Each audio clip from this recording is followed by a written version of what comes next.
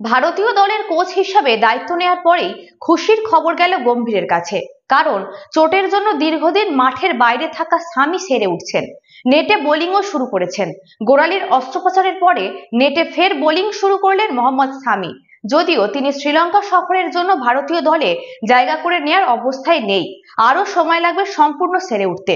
ঘরের মাঠে বাংলাদেশের বিরুদ্ধে টেস্ট সিরিজে সামিকে নিয়ে আশার আলো দেখছেন ভারতীয় ক্রিকেট প্রেমীরা। ভারতীয় দলের জার্সিতে শেষবার সামি মাঠে নামেন 2023 সালের ওয়ানডে বিশ্বকাপের ফাইনালে অস্ট্রেলিয়ার বিরুদ্ধে। তারপর থেকেই চোটের জন্য মাঠের বাইরে রয়েছেন তিনি। গোড়ালিতে সমস্যা নিয়েই খেলছিলেন। বিশ্বকাপের পর গোড়ালিতে অস্ত্রোপচার করা হয় সামির। এই মুহূর্তে বেঙ্গালুরুর ন্যাশনাল ক্রিকেট একাডেমিতে রয়েছেন ঘরোয়া ক্রিকেটে বাংলার প্রতিনিধিত্ব করা পেসার। তিনি ফিট হয়ে ওঠার মুখে। নিজের ভিডিও পোস্ট করে জানালেন সে কথা।